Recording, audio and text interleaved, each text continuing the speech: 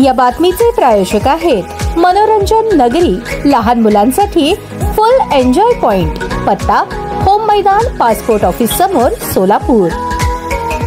फिर्यादी रेखा कैलास चौधरी, वय 38, व्यवसाय नोकरी, राहणार अंबिका रेसिडेन्सी, कोटणीस नगर, विजापूर रोड, सोलापूर या ओम डायग्नोस्टिक येथे नोकरी करतात। त्यांचे पती कैलास चौधरी हे जलसंपदा विभागात नोकरीस आहेत। 24 सप्टेंबर रोजी घरातील सर्व सदस्य घराला कुलूप लावून सकाळी 10च्या सुमारास कामानिमित्त बाहेर गेले। त्यांचा मुलगा सर्वेश हा सायंकाळी 5:30 वाजता घरी आला असता घराचे कुलूप तोडून घरातील सुमारे 4.5 तोळे वजनाचे 2,47,000 रुपये किमतीचे दागिने चोरीस गेल्याचे निदर्शनास आले। तसेच विशालनगर परिसरात राहणाऱ्या पूनम सतीश वांगी, वय 43, व्यवसाय गृहिणी, राहणार विशालनगर मेहता स्कूल जवळ जुळे, सोलापूर या 24 सप्टेंबर रोजी दुपारी 2:30च्या सुमारास कामानिमित्त घराला कुलूप लावून बाहेर गेले असता त्यांच्या देखील घराचे कुलूप तोडून अज्ञात चोरट्यांनी 22,000 रुपये रोख रक्कम, 6 ग्रॅम वजनाची सोन्याची 2 मंगळसूत्रे, चांदीचे आरतीचे साहित्य असा 1,17,000 रुपये किमतीचा मुद्देमाल चोरून नेला। या घटनांबाबत विजापूर नाका पोलीस स्टेशन येथे गुन्हा दाखल करण्यात आला। आरोपींचा शोध घेत असताना मिळालेल्या बातमीप्रमाणे आरोपी सूर्यकांत उर्फ चिन्या अनंत माने, वय 34, राहणार चिंचवड पुणे हा पिंपरी चिंचवड येथे मिळून आला, त्यास तिथून अटक करण्यात आली। तसेच 4 ऑक्टोबर रोजी राम उर्फ राजमाने,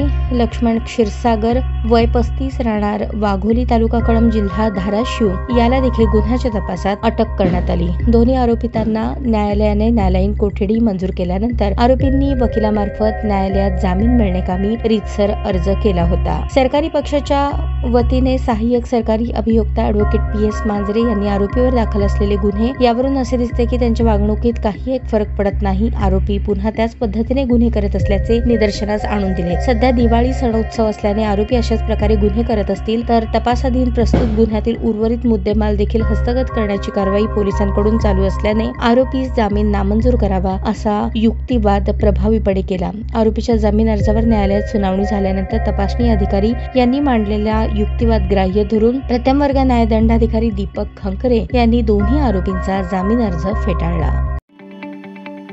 ताज्या बातम्या पाहण्यासाठी प्राईम महाराष्ट्र न्यूज चॅनलला सबस्क्राईब करा।